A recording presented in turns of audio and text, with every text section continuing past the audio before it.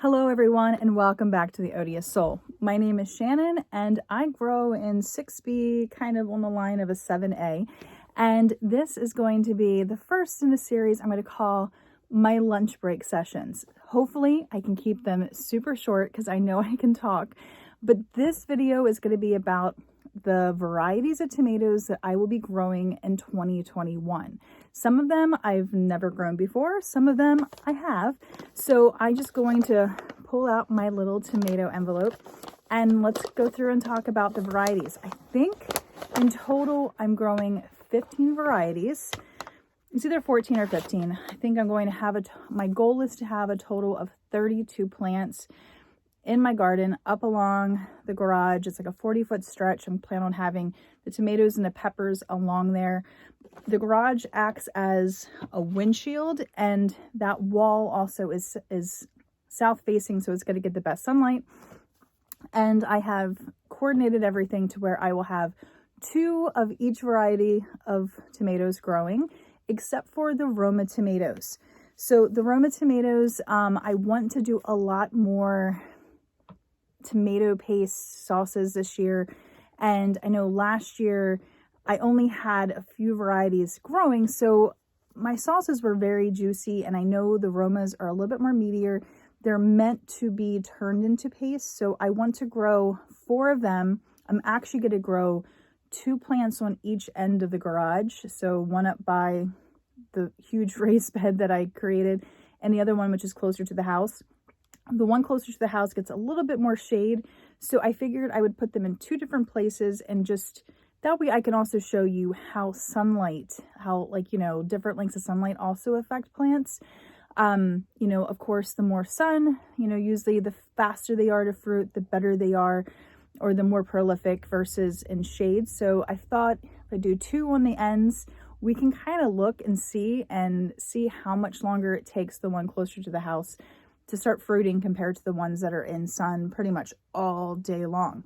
So to get on with the varieties, let's start with some cherry tomatoes. The first one I'm going to tell you about is the Brad's Atomic Grape. Okay, so this one is a new variety for me. This one comes from Baker's Creek at rareseeds.com. I wanted to do some that were a little bit on the darker scale, and this one definitely has a lot of variations. You can see the different colors, and this one I will be planting in sun because the more sunlight it gets, the more purple that the fruit will get. So those anthocyanins react to sunlight, so they need sun, so I'll be sure to have them more towards the raised bed as opposed to the house. The next variety is the big red cherry ones. Last year I planted, they're actually a Wetzel seeds. I have an actual packet. This one came from Wetzel Seed Company. It was $1.50. I bought it. I don't even know where I bought it. And this packet is actually an old packet. It was meant for the growing season of 2018. Well, I grew this last year, and this was my favorite cherry tomato. They were huge. They were ginormous ones. And I actually did a second season crop of these tomatoes too.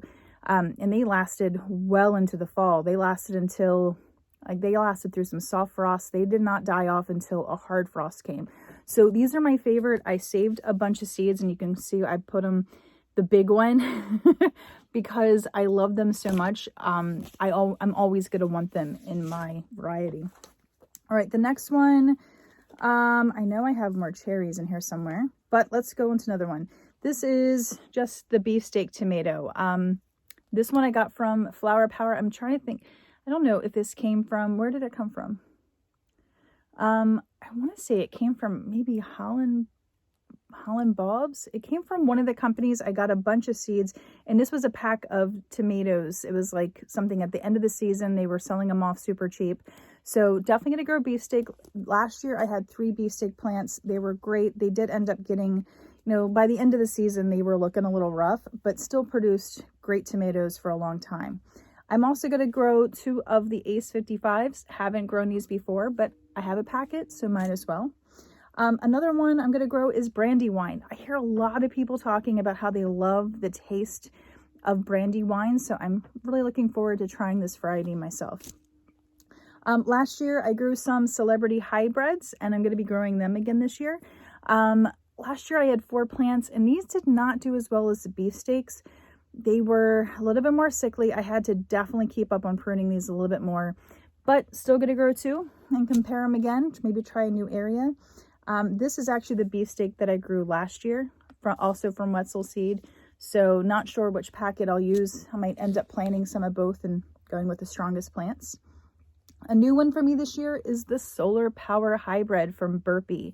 So again, I'm looking to grow some varieties with some color and different variations. This one has some epic colors, you know, the red, the yellow, oranges. So looking forward to seeing these grow this year. Another new one for me is the Dark Star tomato. Also, I got this from Berkeley, and I wanted to do more variations, more like different fun. And last year, Baker's Creek was out of stock of a lot of things, which is why I ended up going with Burpee. So, so I know Baker's Creek has a lot of stock back in now, but I bought these at the end of last summer. So I wanted to get a head start, get things that I wanted, not have to wait until now to buy my seeds. It's because, you know, last year there was a seed crisis. So I got as much as I could. Every time I got an email with a coupon, I was like, oh, let me go on and get some stuff. So that's why I went with this Dark Star. And I will again be planting that in good sunlight as well. I'm also going to go with the Early Girl Hybrid just because I want tomatoes as soon as possible, and early girls should be the first to give me fruit. So a tried and true, you know, variety. And I know people out there are all about heirlooms. Well, you know, it's not all about heirlooms. It's about growing food for you to eat. If it's a hybrid, if it is an heirloom, it does not matter. When you grow a hybrid, you do end up with the likelihood that if you save seeds, it may not be the exact same as before. But the Early Girl Hybrid has been around for a long time, so I feel pretty safe and comfortable knowing that, you know, if I save seeds, I'm probably going to get pretty much close as I possibly can. So Berkeley Tie Dye Green is the next variety. This one is very similar to the Solar Flare in look, except for this has a little bit more green. And I think it's just going to be so pretty to grow and to see that. So this is a variety I've seen other YouTubers grow, and definitely just looking for that variety in the garden. So, and this of course came from Baker's Creek.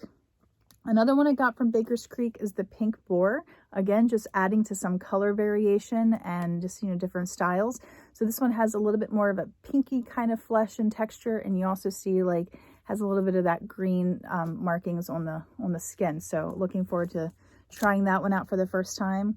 Oh, I got another Solar Flare. Oh, that's right. The other one isn't Solar Flare. It's Solar Power or something. So a couple solar tomatoes. Again, just cool coloring, cool looks. And hopefully they taste good too. And if not, they'll go into a pasta sauce and I'll make them taste better. This is just a red cherry tomato from this Flower Power fundraising, which, like I said, I know I got it from someplace. I want to say I got it from Holland, but that probably didn't, because I think this came with a bunch of seeds. I got a bunch of like hummingbird mix. I'll have to check and get back to where I actually got this from. Ooh, the Super Sweet 100 hybrids. I grew several of these last year and they did pretty well. I feel like I don't have a lot of seeds in here. Oh, there's a few. So I'll be growing 2 of these again this year. These were definitely smaller than the other red cherries that I grew. They were very prolific. I could not keep up. By the end of the summer, I was just like, the more that fall on the ground, the more nutrients gets put back in it, right? So I would literally just go out there and just pull them off and let them drop on the ground. Because a lot of times they were getting to the place where they were just rotting on the vine or splitting, not because of the plant, but because of my lack of keeping up. I just couldn't keep up. Like, you can only do so many cherry tomatoes.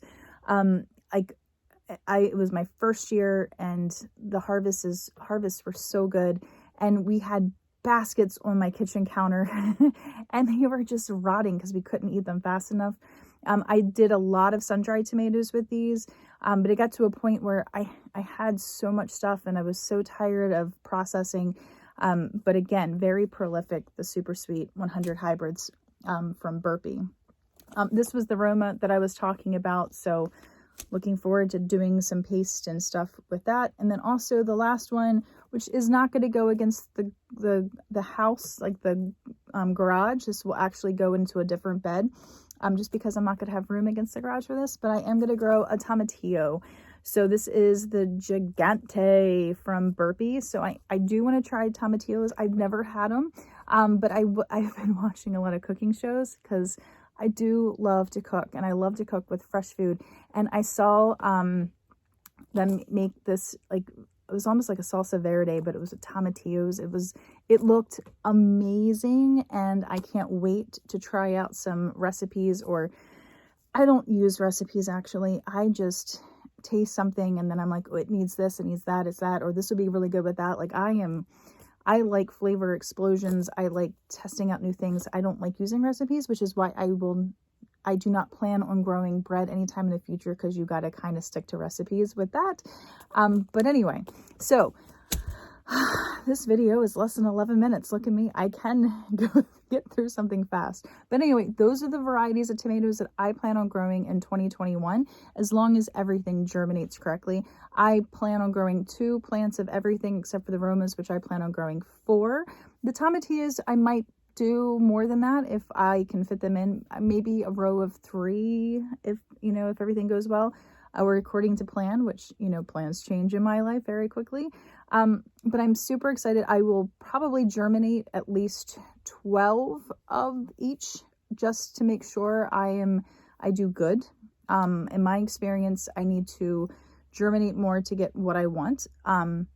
If I plant 12 seeds, then maybe I'll have 9 that actually grow, and then I'll be able to pick the best 2. And then I plan on giving away, I don't know, maybe sell them on Facebook Marketplace.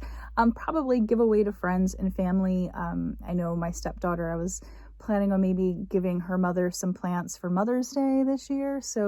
But anyway, so those are just some thoughts as to what I would do with the extras, because I hate killing plants. And you know me, if I don't have something to do with them, I will end up planting them. Oh, just what happens. So anyway, thank you so much for watching. I hope you enjoyed this shorter video of mine. So stay tuned. Maybe the next video, I will show you all the peppers that I plan on growing.